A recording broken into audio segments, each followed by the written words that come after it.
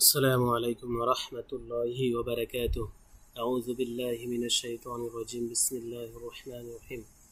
اللهم صل على محمد وعلى آل محمد كما صليت على إبراهيم وعلى آل إبراهيم إنك حميد مجيد.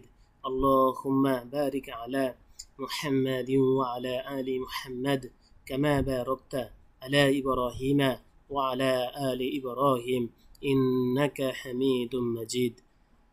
السلام عليكم ورحمة الله وبركاته.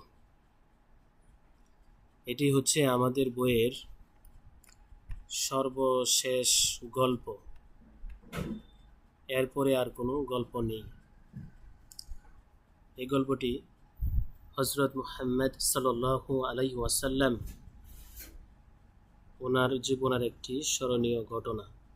এই গল্পটি আমি বানান করে পড়ব না, আপনারা অবশ্যই মায়ের সাথে বাবার সাথে বানান করে পড়ার চেষ্টা করবেন।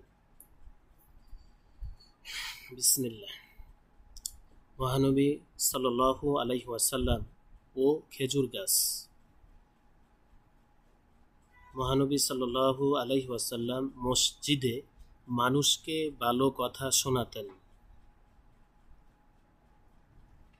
তখন তিনি এক খেজুর গাছের গুড়ি বা মূল এর পাশে দাঁড়াতেন। সবাই মন দিয়ে তার কথা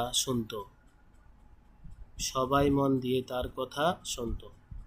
কিছুদিন পর তার জন্য একটি মিম্বর বানানো হলো। এরপর তিনি মিম্বরে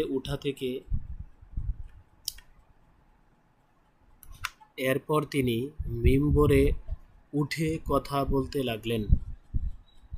তখন সেই খেজুর গাছের গুড়ি বা মূল কান্নার মতো শব্দ করতে লাগলো।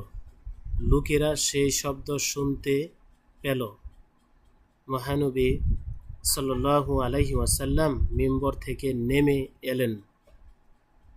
তিনি খেজুর গাছের গুড়ি বা মূল এর উপর হাত রাখলেন। তখন তা শান্ত হয়ে গেল। সবাই এই ঘটনা দেখে অবাক হলো। শিক্ষা: আল্লাহ মহানবী সাল্লাল্লাহু আলাইহি ওয়াসাল্লামকে অনেক মর্যাদা দান করেছেন। আমরা নবীজি সাল্লাল্লাহু আলাইহি ওয়াসাল্লামকে ভালোবাসব এবং তার শিক্ষা মানার চেষ্টা করব। এই হাদিসটি সহিহ বুখারীতে হাদিস হিসেবে বর্ণিত হয়েছে। আপনারা অবশ্যই প্রথমে ভালোভাবে বানান করে পড়বেন, তারপর ইনশাল্লাহ বানান ছাড়া পড়বেন, দেখে দেখে রিডিং করবেন। এভাবে পড়বেন, যেমন ম, খ আকার হা, মহা, দন্ত ন, ব দীর্ঘ ইকার বি, মহানবী, এভাবে পড়ার চেষ্টা করবেন। আজকে এই পর্যন্তই। আসসালামু আলাইকুম ওয়া রাহমাতুল্লাহি ওয়া বারাকাতুহু।